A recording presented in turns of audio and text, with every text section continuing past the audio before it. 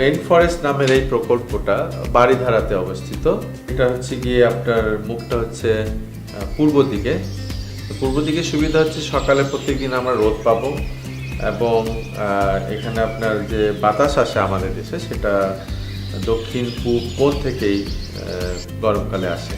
সেই বাতাসটা কিন্তু খুব সহজেই যেন চলে যায় বের হয়ে, তার জন্য কিন্তু ক্রস ভেন্টিলেশন যেটা বলি আমরা সেটা করা হয়েছে এখানে। যেহেতু প্রতি ফ্লোরে মূলত একটা করে বাসা এবং 10 তলা, মাঝখানে আপনার ডুপ্লেক্সও আছে, উপরে বেশ কিছু বাগান আছে, কিন্তু মূলত এইখানে যাতে করে একটা সুন্দর শব্দহীন জায়গা তৈরি হয়, একটা শান্তিময় জায়গা তৈরি হয়, সেজন্য কিন্তু আমরা রাস্তার যে আওয়াজগুলো আছে, গাড়ির আওয়াজ বা গাড়ির কারণে ধুলা যে তৈরি হচ্ছে সেগুলা আটকে ফেলার জন্য, এবং আমি তাকালে যেন সবুজ দেখি, বরঞ্চ আশপাশে অনেকগুলি বাড়ি না দেখে সবুজ দেখতে পাই, সেই সব কারণে আমরা একটা বিশেষ ধরনের স্টিলের গাছ তৈরি করেছি। আমরা দেখব যে এই বাগানগুলো প্রত্যেক তলাতে এসে হাজির হয়েছে এবং সেখানে কিন্তু ঝোপঝাড়, ফল, প্রজাপতি নেচে বেড়াচ্ছে, আপনার একটু সুগন্ধ আসছে ফুলের, রঙিন ফুল ফুটেছে ওখানে, সবুজের পাতা, মানে একটা জঙ্গল ধরনের সিচুয়েশন তৈরি হয়েছে আপনার।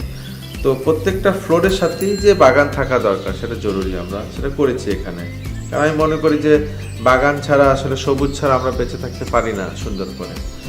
আর নিচতলাটা অত্যন্ত জরুরি একটা জায়গা তৈরি করা হয়েছে, যেখানে গাড়িটা কিন্তু নামার সঙ্গে সঙ্গে কিন্তু হারিয়ে যাচ্ছে নিচে বেসমেন্টে, এবং আমরা যখন গ্রাউন্ড ফ্লোরে ঢুকছি নিচতলাতে, সেখানে একটা চমৎকার পানির আধার রয়েছে, এখানে একটা কাঠ গোলাপের গাছ আছে আপনার।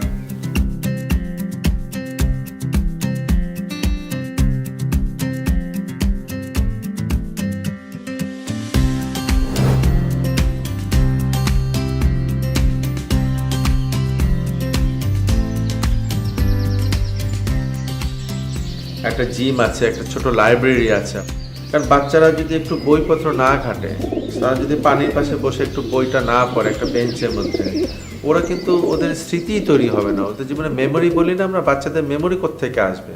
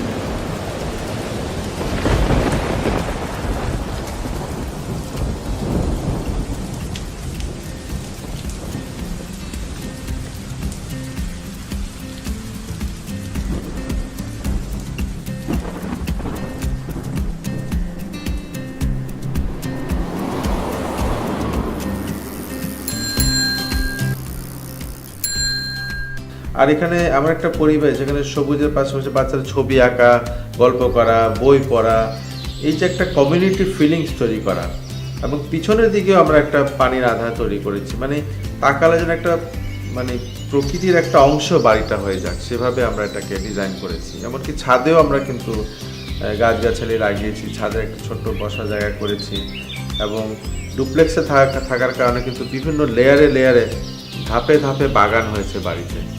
ফলে এই পুরো বাড়িটাকে আমরা কিন্তু এক ধরনের, আমি বলি যে পোস্ট ইন্ডাস্ট্রিয়াল রোম্যান্টিসিজম তৈরি করা হয়েছে আপনার, যার কারণে আমরা নাম দিয়েছি রেইন ফরেস্ট।